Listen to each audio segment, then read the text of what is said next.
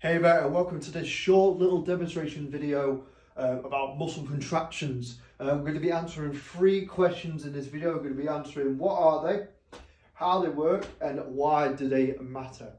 So there are 3 types of muscle contractions. There is concentric, which is the shortening of the muscle, isometric, which is a static hold of a muscle, and eccentric, which is the lengthening of the muscle. So if I give an example of these 3, concentric will be the upright position of a squat, isometric would be something like a plank, and eccentric would be the lower phase of a squat because we will be lengthening muscles. How they work is by the brain. Obviously our central nervous system sends a signal to these muscles to work in these either 3 ways. Muscles don't just turn on and off. They obviously get a certain demand that actually being put onto the muscle, but they're always constantly being active. So whatever state they are putting in, whether they're concentrically constantly being active or the isometric or the eccentric being action, determines a joint position or that kind of general feeling of whether a muscle is tight or feeling loose. That's why particularly the theory of being actual muscles being tight isn't particularly true because they're constantly being worked in either 3 matters.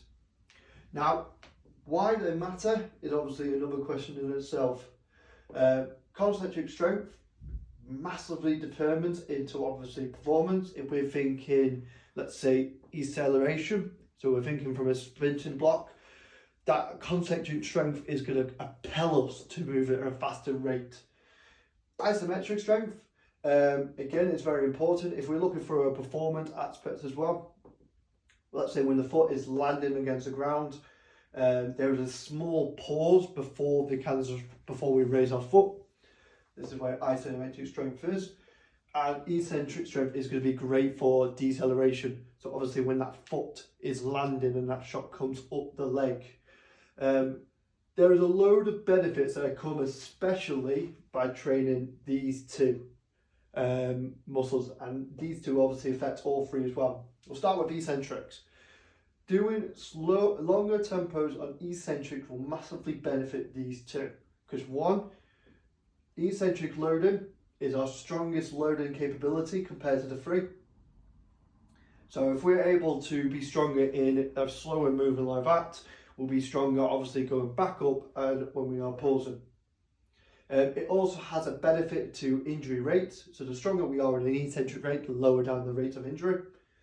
And then isometric is a really good one to obviously hold. Like you say, when we are, let's say if we're running and stuff like that and our foot's landing, there's a small time of isometric contraction before we start moving again. And that really helps us with stability of joints or anything like that matter. Also as well, isometrics can be used to strengthen certain positions. So for example, I'll use the squat analogy again.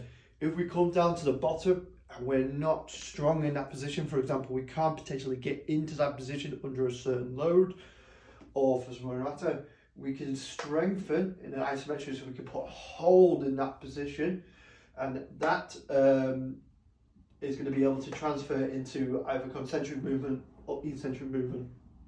So there you guys have it, a quick little video demonstrating how muscle contractions work.